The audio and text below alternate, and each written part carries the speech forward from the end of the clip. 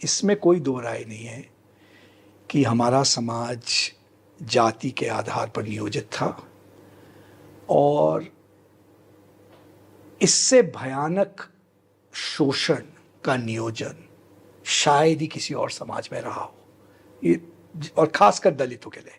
इसमें कोई दो राय हो ही नहीं सकती है। और इसमें भी कोई दो राय नहीं है कि जितनी भी हमने उन्नति करी, जितने भी प्रोग्रेस किए, आज भी जाति हमारे समाज को बहुत तरह से नियोजित करती है। आज भी जो आपको अवसर मिलेंगे जाति से नियोजित होते हैं।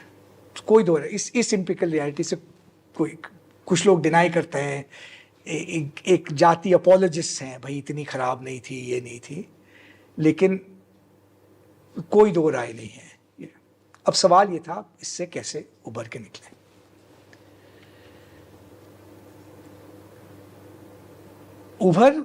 उस जाति से उभर के निकलने के लिए दो कॉम्प्लीमेंट्री रास्ते थे। एक रास्ता जो बाबा साहब ने कहा था वो एंडोसमोसिस का, जिसको कहते सकते हैं कि इनडायरेक्ट रास्ता, कि कोई भी समाज में जब सामाजिक परिवर्तन आता है तो वो सामाजिक परिवर्तन बहुत सी प्रक्रियाओं के प्रभाव से प्रभावी होता है। शिक्षा चाहिए, आपको ग्रोइंग इकोनॉमी चाहिए, अगर नौकरियां ही नहीं होंगी तो जो जाति का और काम का जो अलाइनमेंट था वो कैसे टूटेगा। शहरीकरण चाहिए, बहुत तरह की तमाम चीज़ें चाहिए। कोई एक चीज़ अपने आप में नहीं, एक बड़ा सामाजिक बदलाव, वो एंडोस। उसमें हम काफ़ी हद तक विफल रहे। शिक्षा में तो सबसे ज़्यादा ही विफल रहे। ये तो सबसे बड़ा जो स्कैंडल था, मैं नेहरू जी का सबसे बड़ा एडमायरर मानता हूँ अपने आप को, लेकिन एक जो बड़ी गलती इंडियन स्टेट ने करी कि हमको करीब 70 साल लगे यूनिवर्सल एजुकेशन, और वो भी बड़े लो लेवल की, उसको स्थापित करने में। तो एक तो वो प्रक्रिया है।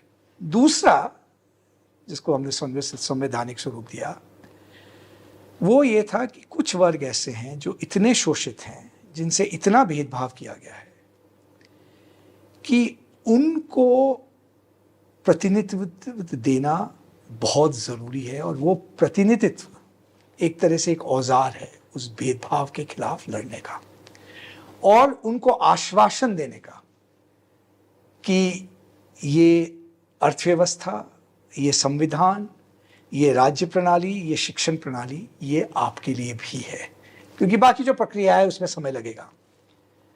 तो उस संदर्भ में रिजर्वेशंस इंट्रोड्यूस हुए, और एक सहमति सी थी रिजर्वेशंस पे कि अगर आप पूछें किसको मिलना चाहिए, क्यों मिलना चाहिए और किस स्वरूप में मिलना चाहिए, एक दलितों पे एक आम सहमति थी कि हर तरह से शोषित है और भेदभाव के विक्टिम्स हैं। मेरा जो खुद का मानना यह है कि रिजर्वेशन का जो मंडलीकरण हुआ, अदर बैकवर्ड क्लासेस, उसमें भी हो सकता कोई अफर्मेटिव एक्शन स्कीम्स नई तरह से सोचनी थी। जेएनयू का डेप्रिवेशन इंडेक्स था जो मुझे काफ़ी पसंद है एक तरह से, लेकिन मंडलीकरण से जो रिजर्वेशन की पॉलिटिक्स बदली, उसके दो पहलू हैं। दलित समाज ने जब रिजर्वेशन मांगे या जब उनको रिजर्वेशन का हक दिया गया, तो एक सीधा रिश्ता था भेदभाव में और पिछड़ेपन में और शोषण में, बिल्कुल सीधा रिश्ता। शोषित भी हैं जिसकी वजह से भेदभाव है, जिसकी वजह से पिछड़ापन है। ओबीसी में जब हम आए तो ये जो रेखा है एक तरह से टेढ़ी हो गई। कुछ ओबीसीज जो बहुत पिछड़ी ओबीसीज है, उनके लिए कह सकते हैं कि एक तरह से दलित समान है, वो ही प्रक्रियाएं हैं भेदभाव की, शोषण की, जिसकी वजह से पिछड़ापन है। हमने क्या किया, पिछड़ापन को एक औपचारिक कैटेगरी बना दी। अच्छा, और ये कहना शुरू कर दिया 50% पिछड़ापन है, 90% कंट्री पिछड़ी है। बाबा साहेब अम्बेडकर ने कहा था, जो उनके लोग उनके उस वक्तव्य पे काफ़ी ध्यान देते हैं कि रिजर्वेशन 10 साल होना चाहिए, 20 साल होना चाहिए, वो बड़ा प्रोविजनल था, लेकिन उनका एक और वक्तव्य था कि अगर आप इस टूल का इस्तेमाल कर रहे हैं, अगर आप 90% समाज को पिछड़ा कह रहे हैं, तो पिछड़ेपन का वो अर्थ नहीं है जो दलित समाज के लिए उपयुक्त है। पिछड़ेपन का क्या मतलब है? वो तो फिर हमारा समाज ही पिछड़ा है, किसी को आपने शिक्षा नहीं दी, आपकी इकोनॉमी उन्नति नहीं कर रही थी क्या? मंडलीकरण के बाद जो सबसे पहली जो कैजुअलिटी हुई, जो जिसको मैं नैतिक कैजुअलिटी मानता हूं, कि भेदभाव की राजनीति हमारी कॉन्शियसनेस से निकल गई। सब ने यह कहना शुरू कर दिया कि अगर आप प्रतिनिधित्व दे देते हैं तो सामाजिक न्याय हो गया, और सामाजिक न्याय का राजनीतिक धंधे करने वालों ने सामाजिक न्याय को उस प्रतिनिधित्व की सीमा में बांध दिया। न केवल उसकी सीमा में बांध दिया, यह कह दिया कि अगर कोई विकल्प की बात करता है तो वो सामाजिक न्याय के खिलाफ है। तो आपने क्या किया? एक तरह से एक नई मनुस्मृति बनाई। मैं तो बिल्कुल स्पष्ट होकर जोर दूं, नई मनुस्मृति बनाई। नई मनुस्मृति कैसे बनाई?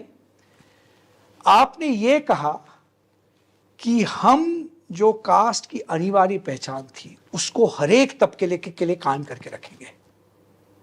मैं ये समझता हूं आर्ग्यूमेंट कि ये एक प्रिविलेज लोग ही कह सकते हैं, भाई हम कास्टलेस है, हमारा कास्ट से कोई वास्ता नहीं, उनका एक स्ट्रक्चरल प्रिविलेज है। और मैं ये भी कहूंगा कि वो प्रिविलेज वो अक्सर भेदभाव के रूप में उसको प्रदर्शित करते हैं, इस्तेमाल करते हैं। लेकिन उसका जो आधार वो ये था कि आपकी एक अनिवार्य पहचान बनी रहेगी। आपने एक नए संदर्भ में उस अनिवार्य पहचान को अब आप लीगल कैटेगरीज और सेंसस कैटेगरी से वापस विस्थापित करना चाहते हैं, एक बात। दूसरी बात ये, और ये कड़वा सच है, सामाजिक न्याय के लिए जो आपको डेटा चाहिए वो आपको कास्ट सेंसस से नहीं मिलेगा। भेदभाव का डेटा तो आपको मिलेगा ही नहीं। भेदभाव जो जो जो जो जो जो जो जो सबसे बड़ा हमारे लिए नैतिक चैलेंज होना चाहिए, उस नैतिकता की तो बात है। आप प्रतिनिधित्व दे सकते हैं लेकिन फिर भी भेदभाव कर सकते हैं, और ये कह सकते हैं साहब प्रतिनिधित्व दे दिया, हो गया सामाजिक न्याय। रिजर्वेशन का, कास्ट सिस्टम का हटाने का जो नैतिक आधार था उसकी आज कोई चर्चा नहीं है। सिर्फ ये डिस्ट्रीब्यूशन और प्रतिनिधित्व का खेल बन के रह गया है। दूसरी जो बात होगी इस प्रतिनिधित्व, और शायद इसलिए भारतीय जनता पार्टी इसका इस्तेमाल कर रही है बहुत अच्छे ढंग से। इस्तेमाल कर क्योंकि प्रतिनिधित्व तो चाहिए, ले लो। प्रतिनिधित्व चाहिए, ले लो। सबसे आसान है, सबसे सस्ता काम है। दूसरी जो चीज होगी एक ये जो अनिवार्य पहचान बनेगी कि कास्ट सेंसस सब लोग जानते हैं, सारे समाज शास्त्री जानते हैं, और जो समाज शास्त्री आज कास्ट सेंसस का समर्थन कर रहे हैं, आप उनका कॉलोनियल सेंसस पे लेख देख लीजिए कि कोई भी सेंसस कास्ट सिस्टम का वर्णन नहीं करता है। आपने जो कैटेगरीज बनाई है वो एक राजनीतिक निर्णय होगा, ओबीसी कौन है, बैकवर्ड कौन है, कोई वर्णन से थोड़ी दिखती है, राजनीतिक निर्णय होगा। लिंगायत 1901 में अपर थे, फिर उन्होंने बैकवर्ड थे, फिर उन्होंने अपर की प्रक्रिया शुरू करी, अब वापस बैकवर्ड की प्रक्रिया शुरू करी, अब फिर से लौट है। और राजपूत अब राजस्थान में यही मांग कर रहे हैं। कि बैकवर्ड। तो ये एक मेथोडोलॉजिकल ढकोसला है कि आप सेंसस करेंगे तो आपको भारतीय समाज का यथार्थ मिलेगा। भारतीय समाज का यथार्थ नहीं मिलेगा, आपको एक औजार मिलेगा जिससे एक नई पहचान की राजनीति बनेगी, और कौन सी पहचान मानी जाएगी वो एक राजनीतिक डिसीजन होगा। तीसरी सबसे बड़ी बात कि सामाजिक न्याय के लिए जो आपको चीजें चाहिए, जो डेटा चाहिए, वो जाति का डेटा नहीं है, वो व्यक्तिगत लेवल का डेटा है।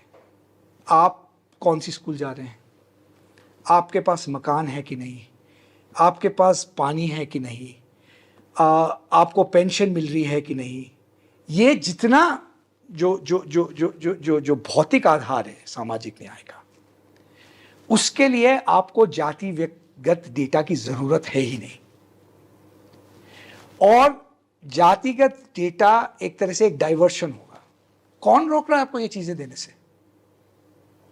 तो ये मैं तो अपने सबके मित्र इन्वॉल्व हैं इसमें, लेकिन मैं ये कहूँगा कि पहले मैं सोचता था मतभेद की बात है, लेकिन ये एक बड़ा अन्याय होगा वंचित वर्गों के साथ और शोषित वर्गों के साथ।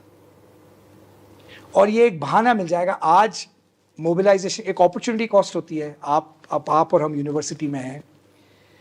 जब मैं नॉलेज कमीशन पे था, एक बार राजनेताओं से चर्चा हो रही थी और मेरा उस वक्त विचार था कि दलितों के लिए तो आरक्षण रहना चाहिए, लेकिन ओबीसी के लिए कोई नई प्रक्रिया ट्राई करनी चाहिए, जेएनयू का डेप्रिवेशन इंडेक्स। कोई राजनेता ये संकल्प देने को तैयार नहीं था कि हमको शिक्षा पे 6% ऑफ जीडीपी खर्च करना चाहिए। ये सस्ते का सामाजिक न्याय है और ये सामाजिक न्याय चलता रहेगा, क्योंकि ये जैसा अम्बेडकर ने कहा था, जितनी आप छोटी छोटी प्रतिस्पर्धाएं करवाएंगे समूहों पे, उसका फायदा ये नहीं होगा कि हिंदुत्व हटेगा, उसका फायदा ये होगा कि सामाजिक न्याय ध्वस्त हो जाएगा।